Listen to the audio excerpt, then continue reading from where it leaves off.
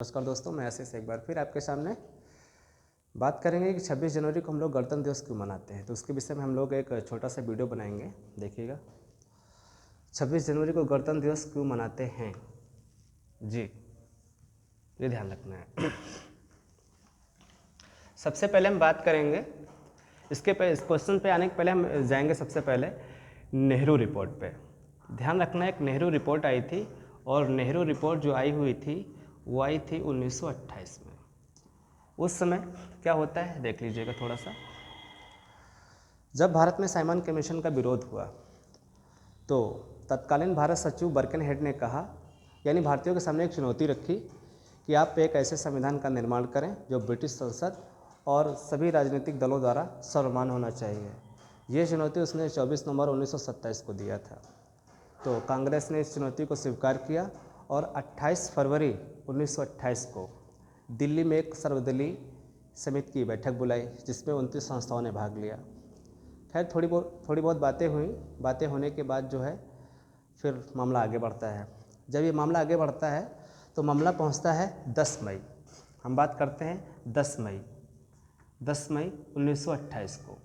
10 मई 1928 को मुंबई में, तत्कालीन मुंबई था, 10 मई 1928 को मुंबई में एक समिति बुलाई गई जिसके अध्यक्ष, कांग्रेस की एक समिति बुलाई गई जिसके अध्यक्ष डॉक्टर अंसारी थे। तो उसमें होता ये है कि पंडित मोतीलाल नेहरू को अध्यक्ष बनाया जाता है। पंडित मोतीलाल नेहरू को अध्यक्ष बनाया जाता है और अध्यक्ष के साथ साथ में 9 सदस्य और थे। यानी इस समिति में टोटल जो मेंबर थे वो 10 थे। कितने थे? 10 थे। तो जो नेहरू समिति है, नेहरू जो रिपोर्ट जो आई उसमें अध्यक्ष सहित कुल सदस्यों की संख्या 10 थी, जिसमें एक अध्यक्ष मोतीलाल नेहरू थे और 9 सदस्य अन्य थे। खैर उसके बाद होता यह है कि इस समिति को जो है 1 जुलाई, इस समिति को ऊपर लिख देते हैं, इस समिति को 1 जुलाई 1928 तक अपनी रिपोर्ट देनी थी। लेकिन समिति ने किया क्या कि 10 अगस्त, ध्यान रखना है, 10 अगस्त 1928 को अपनी रिपोर्ट सौंपी। 10 अगस्त 1928 को अपनी रिपोर्ट सौंपती है। यानी मोतीलाल नेहरू एक समिति गठित हुई। समिति कब गठित हुई, एक बार फिर से हम लोग ध्यान से सुन लेते हैं कि जब भारत में साइमन कमीशन का विरोध हुआ तो विरोध होने के बाद तत्कालीन भारत सचिव बर्कनहेड ने भारतीयों के सामने एक चुनौती रखी। चुनौती कब रखी? 24 नवंबर 1927 को।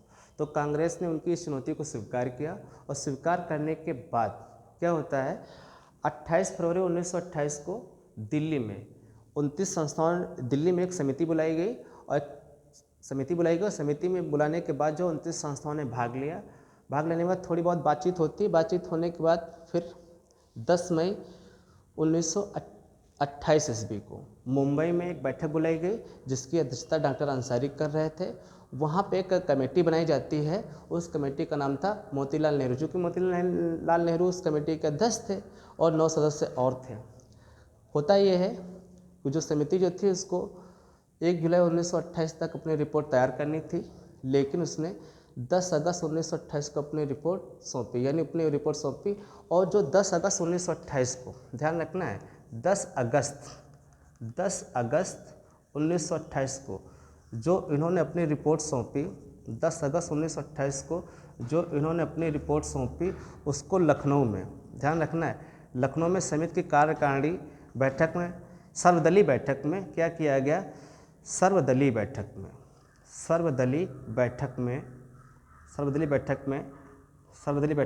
स्वीकार कर लिया गया। लेकिन होता फिर क्या है कि 22 दिसंबर 1928 को कोलकाता में सर्वदलीय बैठक फिर हो रही थी जिसकी अध्यक्षता डॉक्टर अंसारी कर रहे थे। तो उस पर हुआ क्या कि हिंदू महासभा, सिख लीग और मुस्लिम लीग ने इसका विरोध कर दिया। नेहरू रिपोर्ट का। नेहरू रिपोर्ट का जो विरोध करने का जो मुख्य आधार था वो क्या था, यानी नेहरू रिपोर्ट जो थी, नेहरू रिपोर्ट जो थी वो ध्यान रखना, उसका जो मुख्य आधार था कि भारत को एक अधिराज्य की बात कही गई, अधिराज्य का दर्जा की बात कही गई। दूसरा था भाषा के आधार पर राज्यों का गठन, भाषा के आधार पर राज्यों का गठन। और बात, ये तो मुख्य दो बातें हैं, और इसके अलावा कई सारी बातें थीं, जैसे नागरिकता की परिभाषा दी गई। उसके अलावा 19 मौलिक अधिकारों की बात कही गई, 19 मौलिक अधिकारों की बात कही गई।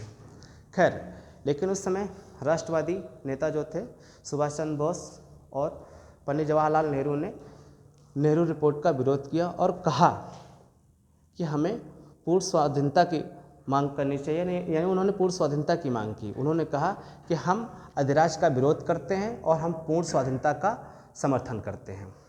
तो उसके बाद क्या होता है कि 1928 में, आपको ध्यान रखना है, 1928 में भारतीय राष्ट्रीय कांग्रेस का कोलकाता, तत्कालीन कलकत्ता, वर्तमान में हम लोग कोलकाता कहते हैं, भारतीय राष्ट्रीय कांग्रेस का कोलकाता में एक अधिवेशन हुआ जिसकी अध्यक्षता पंडित मोतीलाल नेहरू कर रहे थे। तो उसमें होता ये है कि उन्होंने ब्रिटिश सरकार को ये ऐलान दिया, ब्रिटिश सरकार को ये चैलेंज किया कि अगर ब्रिटिश सरकार के सामने चुनौती रखी कि यदि उनकी बातें, ध्यान रखना है, यदि उनकी बातें 31 दिसंबर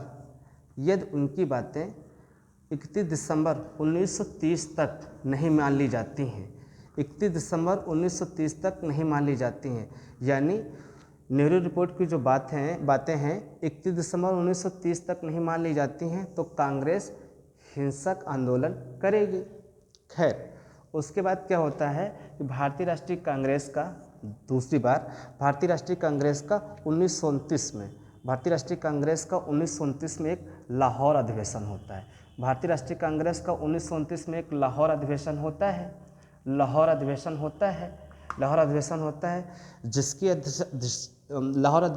है जिसकी अध्यक्षता पंडित जवाहरलाल नेहरू कर रहे थे। अब आपको ध्यान रखना है कि अपने उत्तर प्रदेश में घटना घटी थी जिसका नाम था चौरी चौरा, यानी 5 फरवरी 1922 को उत्तर प्रदेश के गोरखपुर जिले में एक चौरी चौरा घटना घटी थी।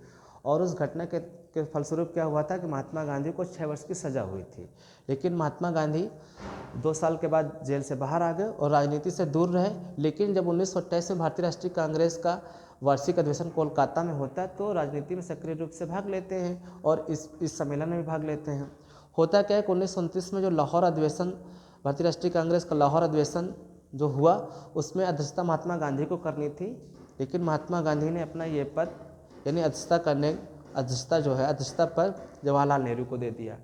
जवाहरलाल नेहरू करते क्या हैं, उन्होंने कहा कि हमारा एक ही लक्ष्य है, स्वतंत्रता, और स्वतंत्रता का मतलब होता है पूर्ण स्वराज, यानी उन्होंने पूर्ण स्वराज की बात की। जब उन्होंने पूर्ण स्वराज की मतलब बात की तो होता क्या है कि 31 दिसंबर, ये डेट आपको याद रखनी है, 31 दिसंबर 1929 को, ध्यान रखना, 31 दिसंबर 1929 को, क्योंकि अल्टीमेटम दिया गया था 1928 में भारतीय राष्ट्रीय कांग्रेस के कोलकाता अधिवेशन में, ये अल्टीमेटम दिया गया था कि यदि ब्रिटिश सरकार 31 दिसंबर 1930 तक नेहरू रिपोर्ट को नहीं मानती है तो अहिंसक आंदोलन होगा। और जब जवाहरलाल नेहरू 1929 के लाहौर अधिवेशन की अध्यक्षता जब की, तो जब डेट आ गई 31 दिसंबर 1929, तो इस अल्टीमेटम के 1 वर्ष पूरे हुए। जैसे ही इस अल्टीमेटम के 1 वर्ष पूरे हुए तो मध्यरात्रि को होता क्या है कि जवाहरलाल नेहरू लाहौर के रावी नदी के तट पर तिरंगा झंडा फहराते हैं और स्वाधीनता दिवस मनाना शुरू करते हैं। खैर, होता क्या है कि अगले ही दिन, यानी कि 31 के बाद एक और फिर हम बात करते हैं, किताबों में यही लिखा है 31 दिसंबर, और ध्यान रखना है फिर आता है 2 जनवरी 1930। 2 जनवरी 1930 को कांग्रेस कार्यकारिणी की एक बैठक और होती है, और जब ये बैठक होती है तो निर्धारित किया जाता है कि 26 जनवरी को, ये निर्धारित किया जाता है कि 26 जनवरी को, यानी 26 जनवरी 1930 को, 26 जनवरी 1930 को स्वतंत्रता दिवस, स्वाधीनता दिवस मनाना शुरू कर दिया गया 26 जनवरी 1930 को। अब क्या होता है कि जब संविधान सभा की पहली बैठक होती है 9 दिसंबर 1946 को, संविधान सभा की अंतिम बैठक होती है 24 जनवरी 1950 को। जब संविधान सभा की अंतिम बैठक हो गई 24 जनवरी 1950 को, तो उसके बाद क्या होता है, उसी दिन का इंतजार हो रहा था, क्योंकि एक दिन के बाद 26 जनवरी थी और 26 जनवरी 1930 को हम लोग स्वतंत्रता दिवस मना चुके थे और 1930 से लगा करके लगभग 1947 तक बहुत सारे भारतीय स्वतंत्रता दिवस मना रहे थे। तो जब संविधान सभा की अंतिम बैठक हुई 24 जनवरी 1950 को हुई, तो एक दिन का इंतजार करने के बाद 26 जनवरी 1950 को, यानी 26 जनवरी 1950 को क्या होता है कि जब भारत का संविधान पूर्ण रूप से जब लागू हुआ तो उस दिन गणतंत्र दिवस मनाना शुरू कर दिया गया। तब से ले करके हम लोग गणतंत्र दिवस मनाते हैं। आपको शॉर्टकट में बता देते हैं थोड़ी सी बात, ध्यान रखना, सुन लीजिएगा।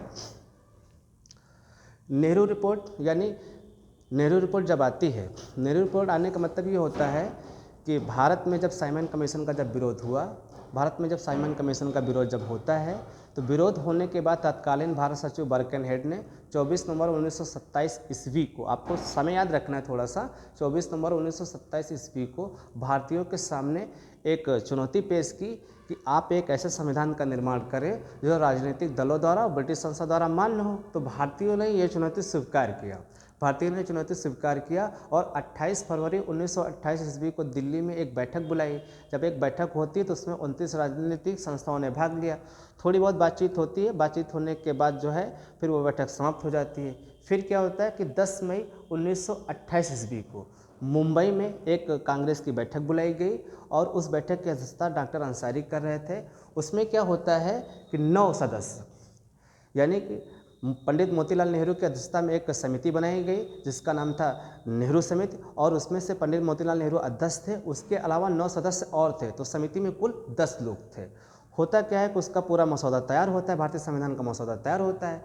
जब मसौदा जब तैयार होता है तो मसौदा तैयार होने के बाद 10 अगस्त 1928 ईस्वी को नेहरू रिपोर्ट प्रस्तुत की गई। जब नेहरू रिपोर्ट जब प्रस्तुत की गई तो होता क्या है कि 22 दिसंबर 1928 ईस्वी को उस समय कोलकाता में कांग्रेस की एक बैठक और हुई और उसमें हिंदू महासभा ने, मुस्लिम लीग ने और सिख लीग ने उसका विरोध कर दिया। खैर जब विरोध हुआ तो विरोध होने के बाद जो क्या होता है कि भारतीय राष्ट्रीय कांग्रेस का वार्षिक अधिवेशन 1928 में कोलकाता में हुआ, जिसकी अध्यक्षता मोतीलाल नेहरू कर रहे थे। मोतीलाल नेहरू ने कहा कि यदि ब्रिटिश सरकार हमारी बातें नहीं मानती हैं तो हम एक अहिंसक और राष्ट्रव्यापी आंदोलन शुरू करेंगे, और उन्होंने उसकी जो एक समय अवधि दे दी। समय अवधि कितनी दी? 31 दिसंबर 1930 ईस्वी को दी।